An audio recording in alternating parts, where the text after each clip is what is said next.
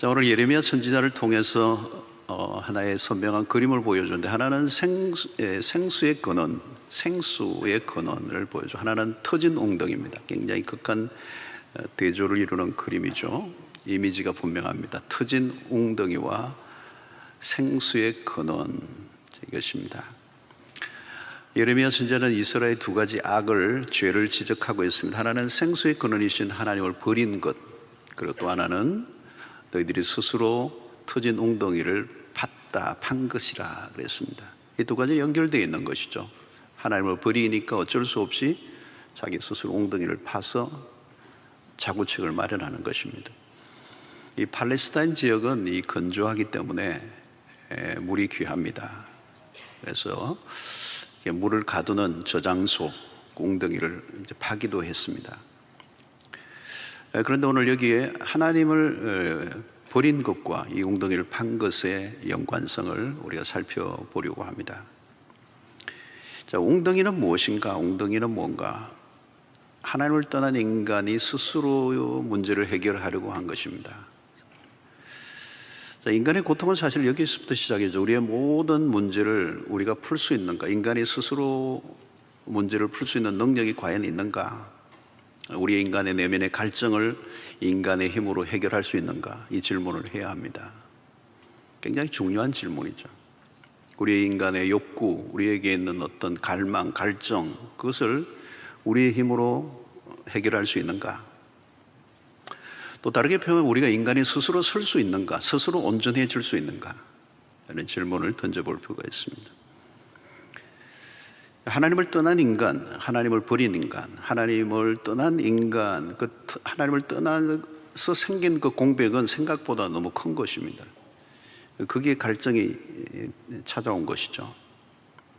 그 공백을 우리가 메꾸려고 하면 힘들어질 뿐만 아니라 불가능하다는 것입니다. 우리는 문제를 풀기도 하지만 어떤 데는 더 복잡하게 만들 때가 많습니다. 여러분 그런 경험들 하지 않았습니까? 풀려고 했는데 더 복잡해진 거예요. 시를 풀려고 하는데 더 얽혀버린 것입니다.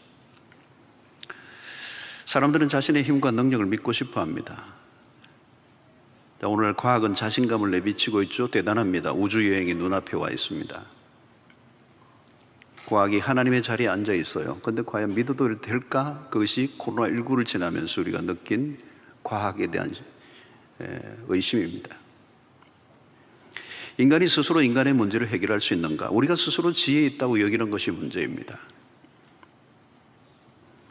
우리는 스스로 온전한 자신이 될 수가 없습니다.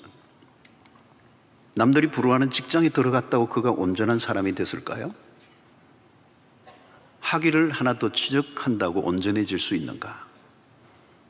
내가 돈을 많이 벌면 온전해진 것인가? 우리가 가진 지혜를 믿을 수 있는가 하는 것입니다. 우리가 어떤 일을 그르치고 난 다음에 하는 말이 있죠. 그때 내 생각이 너무 짧았어. 근데 그런 일이 자주 일어나. 때늦은 후회를 하는 것입니다.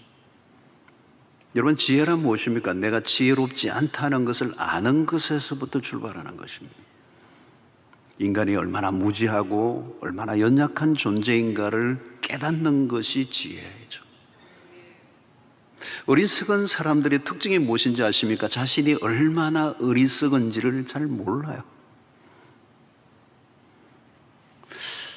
오늘날은 여러분 활동 과잉 시대, 과잉 활동성의 시대 이렇게 표현합니다. 활동이 참 많은 시대입니다. 얼마나 우리도 바쁩니까? 활동이 얼마나 많습니까? 여러분 활동이 많아질수록 생각은 적어집니다. 생각할 겨를이 없습니다.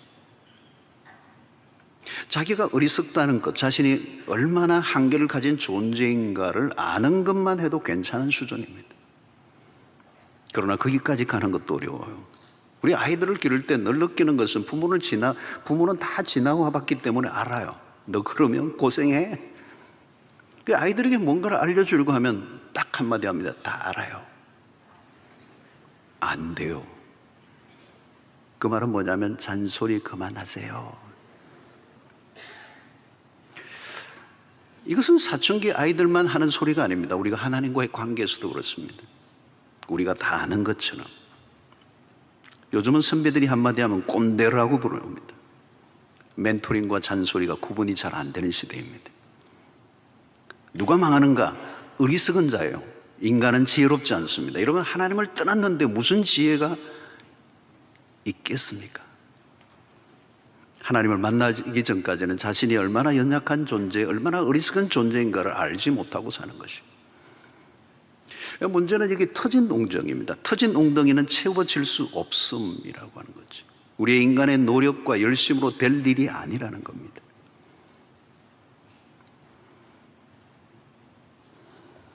오늘 아무리 인류의 역사가 발전이 되어도 이 터진 웅덩이, 하나님을 떠난 인간은 스스로 터진 웅덩이를 채우려고 하는 것 같아요.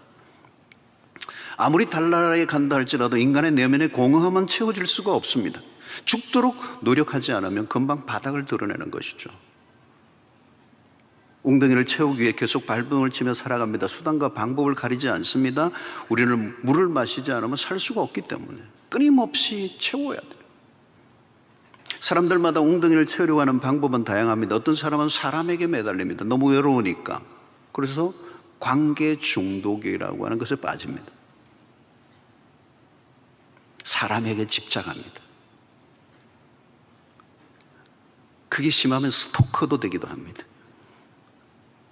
어떤 사람은 어떤 물건에 매달립니다. 그것으로 자기의 웅덩이를 채우려고 하는 것이죠. 그래서 더 좋은 것, 더 좋은 것, 더 좋은 것, 끊임없이 어떤 물건에, 그게 쇼핑 중독입니다. 어떤 형태로도 인간은 계속 갈망하고 채우려고 합니다. 채우지 않고는 살 수 없습니다.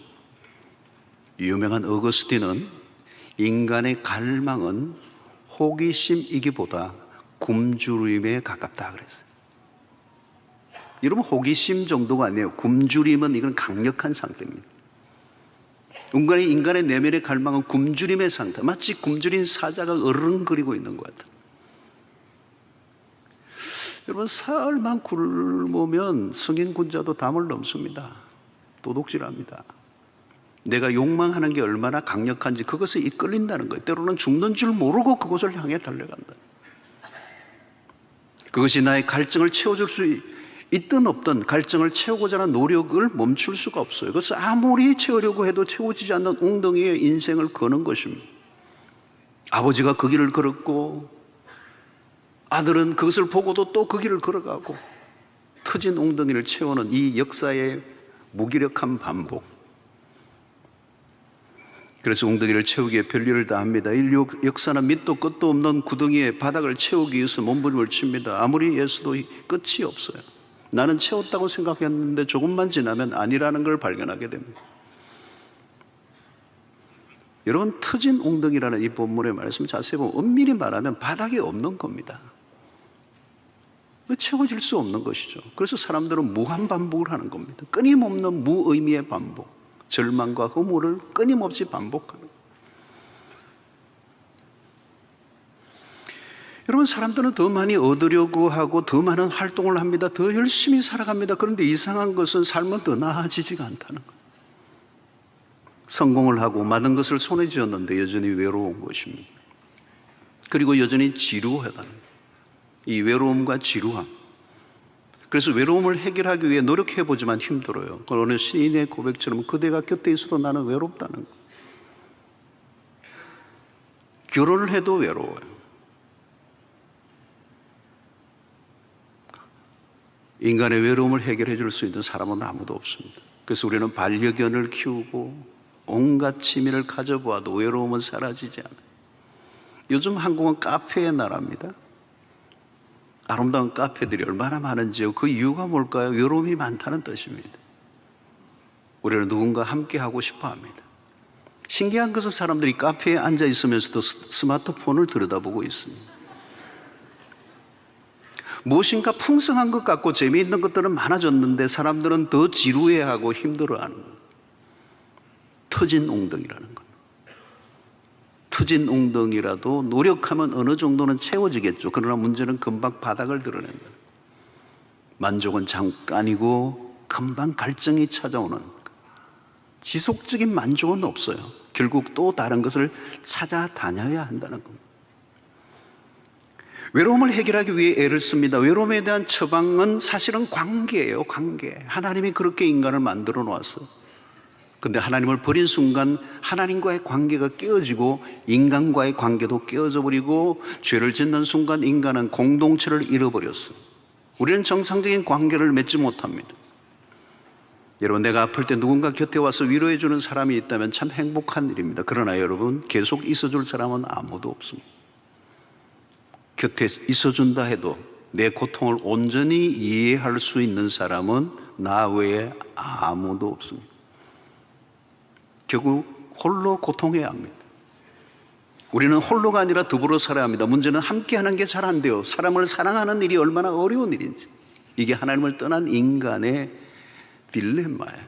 사랑하고 싶어. 근데 사랑이 너무 어려워요. 여러분, 적당히 대충 사랑하는 것은 가능하지만 진짜 깊이 사랑하는 것은 어려운 것입니다. 여러분, 다른 사람을 진짜 사랑하려고 하면요, 내가 죽어야 됩니다. 내가 죽지 않으면 다른 사람과 잘 지낼 수 없습니다. 내가 안 죽으면 상대를 죽여야 합니다. 여러분, 친구 진짜 사귀고 싶으면요, 내가 죽으면 됩니다. 갈라디아서 2장 20절, 지난 주일도 계속 죽으라 했는데 오늘도 또 죽어야 된다는 얘기를 합니다.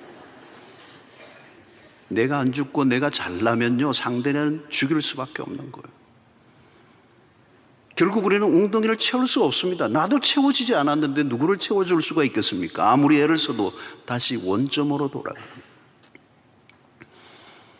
우리는 여기서 굉장히 중요한 문제는 터진 웅덩이, 이것을 채우려고 하는 스스로의 노력입니다. 그러나 중요한 것은 근원적인 답을 찾아야 돼요. 너무 쉽고 빠른 답을 찾으려고 해서는 안 된다는 거예요. 여러분, 갈증을 해결하는 방식이 중요합니다. 쉽고 빠르게 갈증을 해결하는 방식을 선택하는 것이 몸에 익으면 위험해지는 겁니다.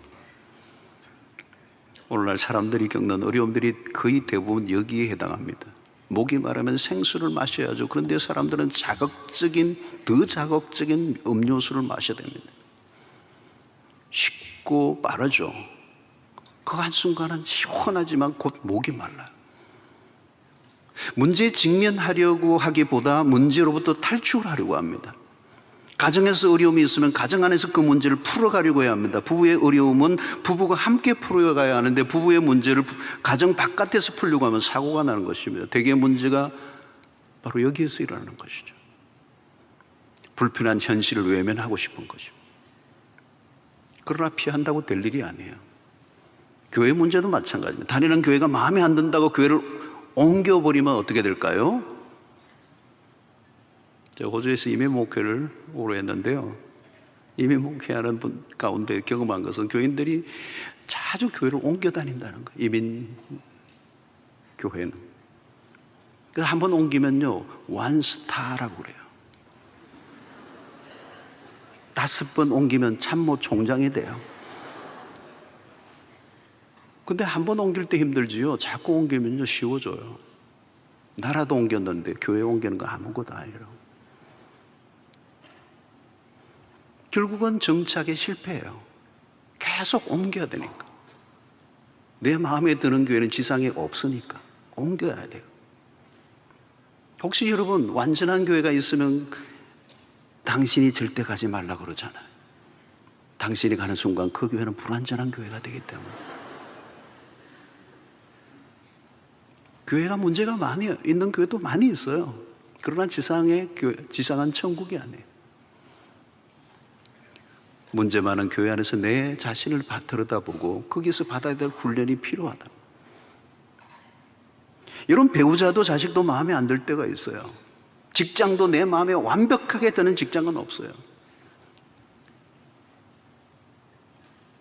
마음에 안 든다고 계속 바꾸면 어떻게 되겠어요?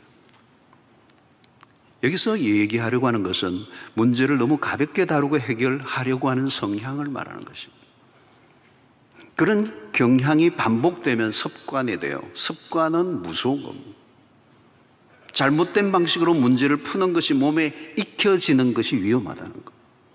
그게 오늘 우리 사회의 만연한 중독 현상이기도 합니다.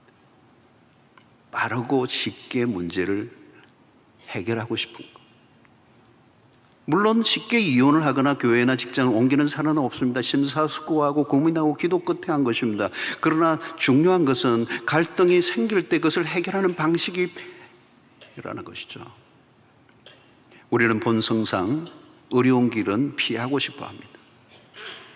쉬운 해결책을 찾으려고 하는 경향이 있다는 거예요.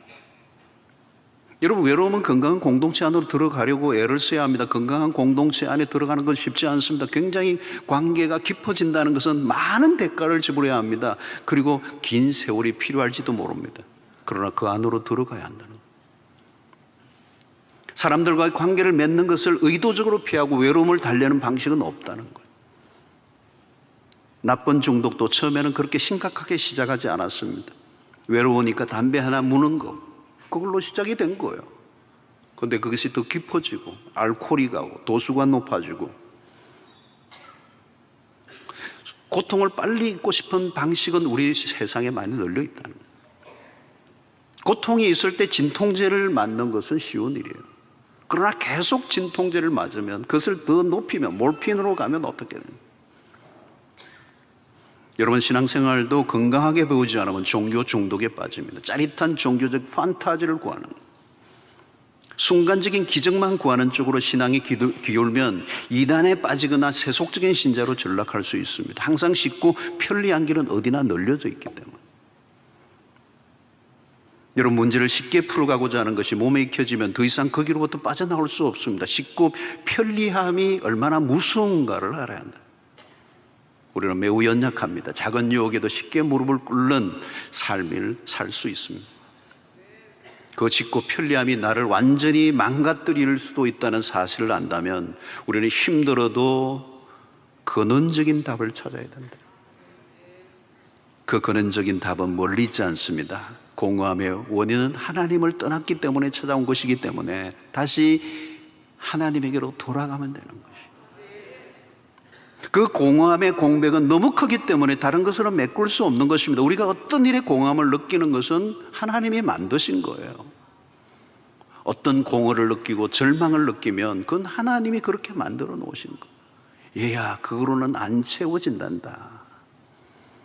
여러분, 솔로몬은 모든 걸 다 추구해 보았지만 허물을 느꼈습니다. 그의 허물은 자연스러운 거예요. 왜 허물가 찾아오는 것입니까? 그 허물을 통하여 하나님에게로 나아오라는 하나님의 사인. 밑바닥을 채울 수 있는 길은 하나밖에 없습니다. 터진 웅덩이와 대조를 이루는 것이 생수의 근원이라는 거예요. 이스라엘은 생수의 근원되는 하나님을 버리고 우상을 찾았습니다. 그것이 오늘 11절의 말씀이죠. 어느 나라가 그들의 신들을 신 아닌 것과 바꾼 일이 있느냐. 그러나 나의 백성은 그의 영광을 무익한 것과 바꾸었도다. 너무 어리석은 선택을 했다는 겁니다. 어떻게 터진 웅덩이와 생수의 근원을 이렇게 익스체인지하느냐, 바꿀 수 있느냐는 겁니다. 오늘 터진 웅덩이와 대조를 이루는 것은 생수의 근원입니다. 하나님은 생수의 근원 되시는 분이십니다. 생수의 근원을 만나면 우리가 할 일이 없어요. 왜? 생수의 근원에서 물이 계속 솟아오르기 때문에. 내 힘으로 나의 욕구를 채우려고 한없이 노력하던 삶에서 이제는 생수 되신 그리스도가 내 안에서 솟아오르면 마르지 않는 삶을 살 수가 있는 것입니다. 밤거리를 비하며 돌아다니는 사람은 무엇인가를 찾고 있습니다. 언제 그 방황이 끝날까요? 대안을 찾을 때까지. 사람들은 무엇인가를 찾고 있어요. 그러나 대안을 찾지 못하니까 엉뚱한 것을 쫓는 것이죠. 그래서 전전긍긍하는 것입니다. 우리는 그 대안을 찾았어요. 하나님, 생수의 근원이신 그분을 만났다. 그러면 더 이상 우리가 스스로 웅덩이를 파는 일을 하지 않아도 되는 것입니다. 여러분, 우리가 힘을 빼고 하나님께 맡기고 살면 됩니다. 우리가 채우는 것과 하나님이 채워주시는 것은 차원이 전혀 다릅니다. 내가 부자가 된 것과 하나님이 돈을 벌게 해주신 것은 다릅니다. 내 힘으로 출세한 것과 하나님이 오르게 하신 것은 전혀 다릅니다. 내 힘으로 자수성가한 사람은요, 아무리 가져도 불안해요. 내 힘으로 해왔으니까, 내 스스로 채워왔으니까. 언제 이게 밑빠진 독이 될지 알 수 없으니까 불안한 것입니다. 다윗의 고백은 언제나 감동적입니다. 시편 23편 5절을 보면 주께서 내 원수의 목전에서 내게 상을 차려주시고 기름을 내 머리에 부으셨으니 내 잔이 넘치나이다. 그랬어요. 생수의 근원 되시는 하나님은 우리의 공허함을 채우고도 남습니다. 그러므로 진짜를 맛본 사람은 가짜에 현혹당하지 않죠. 하나님을 맛본 사람은 다른 것에 끌려다니지 않습니다. 그래서 어떤 분은 이런 얘기를 해요. 하나님에게 중독되다, 이런 표현을 써요. 중독이라는 단어가 좀 부정적인 단어로 쓰여지지만 이 세상의 모든 중독으로부터 이길 수 있는 유일한 힘은 하나님에게 있다, 이걸 강조하는 거죠. 여러분, 어린 아이들이 이유식을 할 때 너무 강한 것, 자극적인 것을 먹이면 안 되죠. 입이 버려오는 거죠. 먼저 어떤 것의 맛을 들었느냐가 참 중요합니다. 영적으로도 마찬가지입니다. 어린 아이 때부터 이 전쟁을 우리가 치루어야 돼요. 세상의 맛을 보기 전에 은혜의 맛을 보게 하는 것. 세상의 지식을 배우기 전에 하나님을 알게 하고 성경을 알게 하고 쾌락에 젖어 문화에 젖어들기 전에 영적인 공동체 안에서 하나님으로 인하여 기뻐하는 삶이 무엇인가를 경험하게 하는 것. 여러분, 어느 맛을 먼저 보느냐의 싸움입니다. 이게 언제까지냐? 제가 보기가 대학교 가기 전이에요. 대학 가고 난 다음에는 뭐 알 수 없어요. 세상에 어떤 맛을 볼지 알 게 없어. 그 전에 설화에 있을 때, 부모의 품 안에 있을 때, 우리 중고등부 아이들이 철화에 나오고 여름에 수련회 때 뭐 좀 공부는 조금 뭐 못하더라도 이렇게 수련회 나와서 은혜 받고 캠프에 나오고 이 하나님을 맛보는 자들이 되는 거예요. 여러분, 하나님에게 빠져들고 하나님의 선하심을 맛보면 그 다음에는 끌어당길 힘이 없어요. 하나님께 빠져들면 그 다음은 다 밋밋해. 여러분, C.S. 루이스가 그런 표현을 했습니다. 오늘날의 사람들의 욕망이 너무 강한 게 아니다. 약하다. 턱없이 약하다. 약하기 때문에 세상에 그런 허접한 것들에 만족하고 멈춰버리고 만다. 만약에 사람들의 욕망이 정말 강하다면 하나님을 찾게 돼 있다. 태양의 빛을 본 사람은 촛불이 시시하죠. 하나님을 온전히 경험하고 나면 다른 건 시시해지는 겁니다. 우리 교회 안에 성도들 가운데 간증을 들어보면 한때 꽤 노신 분이 계시더라고요. 목사님, 좀 놀았습니다. 어떻게 노셨는데요? 유치찬란했습니다. 예수를 만나고 영적 세계에 들어와 보니 이전의 삶을 돌아보니까 그렇게 유치하더라고요. 내가 그 유치한 일에 내 에너지와 청춘을 바치고 내 돈을 그냥 물 쓰듯이 썼다. 쓸데없는 일에 돈 쓰고 쓸데없는 일에 열받고 쓸데없는 일에 막 경쟁하고, 이제 주님 안에 오니까 그게 그 하나님의 영광의 빛이 비치니까 그렇게 유치하더라는 거예요.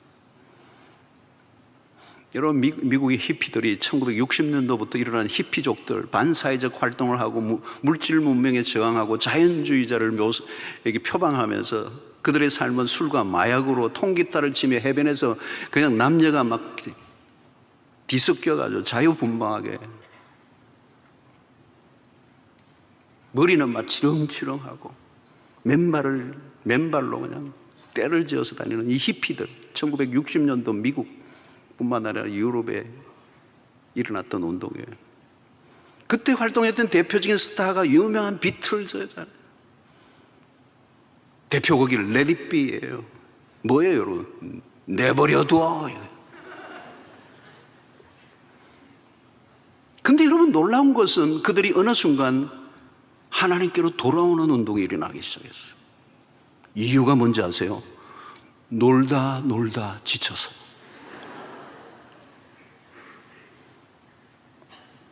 그때 기성교회들이 그들을 받아들일 준비가 되지 않아서. 왜냐하면 그들이 하나님께 돌아왔지만 여전히 옛 삶의 방식들을 가지고 왔거든요. 머리는 막 그냥 기르고 엉망이고 꼬고 그냥 냄새 나고 옷도 막 너무 노출이 심하고 맨발로 교회로 막 예배드리러 올라갔다니까 목사님들이 받아줄 목사님이 없어요, 교회가. 그때 유명한 척 스미스 목사님, 갈보리 채플의 척 스미스 목사님이 그들을 받아줬어요. 만약에 저들이 온다고 카페트가 들어오진다고 쫓아낸다면 카페트를 걷어버려라. 그리고 그들을 받아줘야 된다. 지저스 무브먼트 운동이 일어났어요. 예수 운동이 일어났어요. 그때 히피들이 어느 순간 눈을 뜨고 보니 자신들이 터진 웅덩이를 채우려고 했던 것입니다. 아무리 자기들이 하고 싶은 것 다 해보아도 채워지지 않는 공허가 몰려왔습니다. 그들은 다시 주님에게로 돌아올 수밖에 없었어요. 그들의 방황은 끝이 났습니다. 더 이상 터진 웅덩이에 물을 붓지 않아도 돼요. 사랑하는 성도 여러분, 예수가 답이에요. 욕구는 채워서 해결되는 게 아니에요. 욕구를 채우려고 하면, 욕구에 반응하면 욕구는 점점 더 커져가게 된다. 욕망은 점점 더 커져가는 거예요. 그래서 중독이라는 게 생기는 겁니다. 예수를 만나면 갈증이 사라져. 왜? 그분이 생수의 원천이시기 때문에. 시편 37편 4절 6절을 보십시오. 또 여호와를 기뻐하라. 그가 내 마음의 소원을 내게 이루어 주시리로다 그랬어요. 마음의 소원을 이루어 주시는 분이시라는 거예요. 하나님은 충분히 채워주시고도 남습니다. 그분은 생수의 원천이시기 때문에. 여러분, 우리의 힘으로는 행복에 도달할 수 없습니다. 우리의 힘으로는 우리를 구원할 수 없습니다. 하나님께로 돌아가라는 것. 안타깝게도 인간은 다 잃어버리고 난 다음에 하나님을 찾아요. 다 잃어버리고 난 다음에 깨달아요. 그래도 못 깨닫는 사람도 있지만, 그래도 늦게 깨닫더라도 깨닫는 건 좋지만 조금이라도 빨리 깨달았으면 얼마나 좋겠어요. 누가복음 15장의 탕자의 비유를 보십시오. 탕자는 모든 걸 다 잃어버리고 난 다음에야 아버지 집을 찾습니다. 사랑하는 성도 여러분, 하나님께로 돌아가는 것은 빠를수록 좋은 것이죠. 그러므로 중요한 것은 우리의 관심입니다. 모든 출발, 이들은 터진 웅덩이에 관심을 가졌어요. 우상에게 그들의 마음을 돌렸어요. 잘못된 선택, 그들은 순간과 영혼을 분별할 줄 몰랐어요. 우리는 멀리 보아야 합니다. 그래서 우리는 순간적인 고통과 문제로부터, 욕구로부터 해결하기 위해서 몸을 치지 않고 영혼을 바라볼 수 있을 때 우리는 순간의 유혹에 넘어가지 않고 믿음을 따라 살 수가 있다는 것입니다. 요한일서 2장 16절로 17절에 보면 이는 세상에 있는 모든 것이 육신의 정욕과 안목의 정욕과 이생의 자랑이니 다 아버지께로부터 온 것이 아니요 세상으로부터 온 것이라. 이 세상도 그 정욕도 지나가되 오직 하나님의 뜻을 행하는 자는 영원히 그하느니라 그랬습니다. 여러분, 여기에 우리가 항상 순간적으로 문제를 해결을 하려고 하면 덫에 빠지게 됩니다. 육신의 정욕과 안목의 정욕과 이생의 자랑, 이것은 당장 만족을 주는 것들을 의미합니다. 세상은 순간적인 것에 집착하게 만듭니다. 우리는 이미 오랫동안 소비자로 살아왔어요. 이 상업주의 시대, 소비주의 시대, 우리는 소비자로 살아왔고 소비적 삶을 이제 몸에 익숙해져 있어요. 끊임없이 우리는 소비하며 살아가고 소비함으로 어떤 만족을 얻고자 하는 일에 매우 익숙해져 있어요. 종교도 소비 품목 안에 들어가요. 하나님도 내 삶의 한 부분에 속해요. 교회도 하나의 문화적 기능 정도로만 이해하고 삽니다. 하나님이 우리를 택한 것이 아니라 우리가 하나님을 선택했다고 생각합니다. 모든 주제는 바로 나가 되는 것입니다. 안타까운 것은 우리가 선택하고 추구하는 것들 모두 잠깐 있다가 사라져버린다는 거예요. 이 세상도 그 종욕도 지나가되. 여러분, 그냥 지나가는 게 아닙니다. 빨리 지나갑니다. 세상에 주는 즐거움, 인기, 쾌락, 권력 잠깐 지나갑니다. 우리가 가지고 있는 돈 그냥 잠깐 있다가 없어져요. 요즘은 은행에 숫자로 있죠, 여러분. 어느 날 나도 모르게 공이 몇 개 빠져버려요. 터진 웅덩이. 쌓아놓은 것 같지만 빠져나갈 때는 한순간 생각보다 빨리 사라져요. 아무리 쏟아 부어도 부은 적시 빠져나간다. 허무하다는 것이죠. 내가 그토록 죽도록 고생했는데 순간적으로 내 손을 빠져나가는 것이죠. 사탄은 우리를 속입니다. 예수에게도 나를 경배하기만 하면 세상의 천하 나라를 내게 주겠다 유혹합니다. 그러나 거짓말이에요. 사탄은 나라를 소유한 적도 없고 줄 수도 없어요. 단지 인간의 욕구를 충족시키고 자극하여 현실에 무릎을 꿇게 하는 것이죠. 배가 고픈 현실에 몰두하다 보면 하나님에게로 관심을 가지지 않습니다. 그래서 끊임없이 웅덩이를 파고 또 파고 살아가게 되는 것입니다. 사랑하는 성도 여러분, 순간이 아니라 영혼을 선택해야 합니다. 오직 하나님의 뜻을 행하는 자만 영원히 거하느니라 그랬습니다. 믿음의 길은 영혼을 추구하는 삶입니다. 순간적 만족과 싸워야 합니다. 빠른 갈증의 해소는 유혹입니다.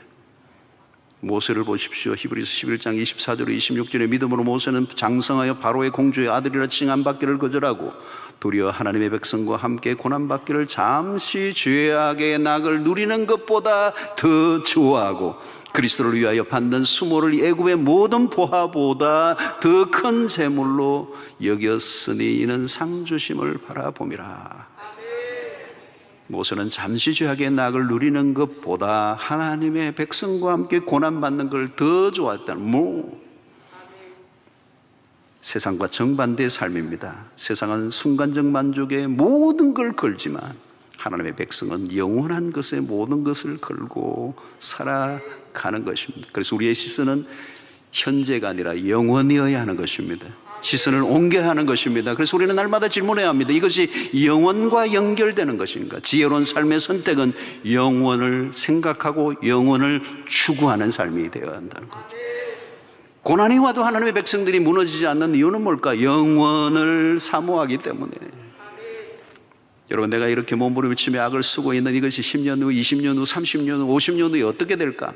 아무도 기억해 주지 않고 아무 의미도 없고 가치도 없는 일에 여러분, 내 삶을 드리고 있다면 그것처럼 얼마나 안타까운 일이 어디 있겠습니까?